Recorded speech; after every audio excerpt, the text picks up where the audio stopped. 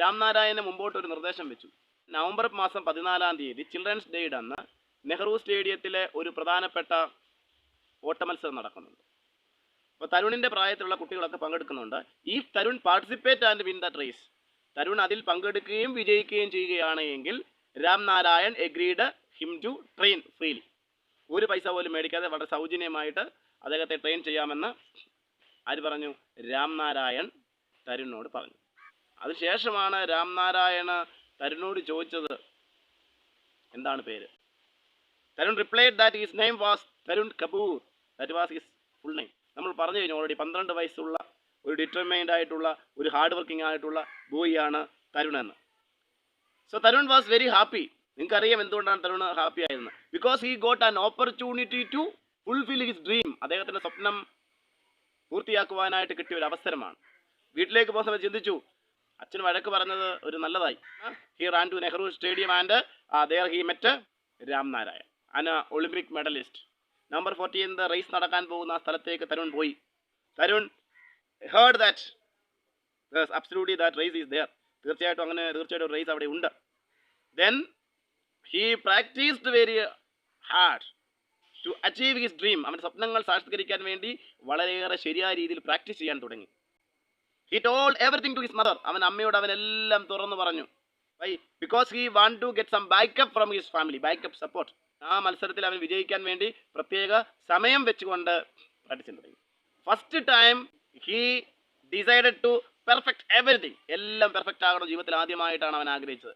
നമ്മൾ എപ്പോഴും ഇങ്ങനെ ഓരോ വിജയം നമുക്ക് നേടാൻ വേണ്ടി നമ്മളിങ്ങനെ ഹാർഡ് വർക്ക് ചെയ്തുകൊണ്ട് ഇരുന്നാൽ നമുക്ക് വിജയം കിട്ടും. ഹാർഡ് വർക്ക് ചെയ്യുക എന്നുള്ളതാണ്. ഹാർഡ് വർക്ക് ചെയ്ത് കഴിഞ്ഞാൽ നമുക്ക് തീർച്ചയായിട്ടും റിസൾട്ട് കിട്ടുമെന്ന് പറയാൻ പറ്റും. At last, that auspicious day, ആ ശുഭ ദിനം വന്നു. Then reached Nehru Stadium and there are lot of participants there. Almost 50 participants are there.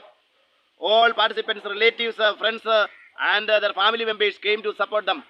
എല്ലാ പാർട്ടിസിപ്പൻസിനെയും സപ്പോർട്ട് ചെയ്യാൻ വേണ്ടി അനേകം ആളുകൾ അവിടെ വന്നു. Tarun looked at the gallery and he found that his mother was there.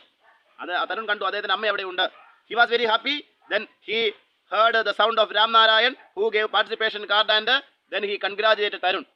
തരുണിനോട് congratulation പറഞ്ഞു. തരുൺ വിജയ് എല്ലാവിധ ആശംസകളും നേടിയ ശേഷം അങ്ങനെ after a while the race began. At the first part of the race Tarun led first. നിർഭാഗ്യവശാൽ there was a shallow path on that place. Shallow path. അവിടെ ഒരു തെറ്റിയൊരു ഭാഗം ഉണ്ടായിരുന്നു. അവന് എന്താ പറ്റിയെന്ന് ചോദിച്ചു കഴിഞ്ഞാൽ സ്ലിപ്പ് ചെയ്ത് താഴേക്ക് വീണു. So at that moment most of the students overtake him. അവൻ്റെ പല കുട്ടികളും അവനെ ഓവർടേക്ക് ചെയ്ത് മുമ്പോട്ട് പോയി. But he tried to stand and walk. He tried to stand and run. അവന് എണീറ്റിട്ട് നടന്നിട്ട് വളരെ പെട്ടെന്ന് ഓടിപ്പോയി. അതിനുശേഷം then again he slipped twice.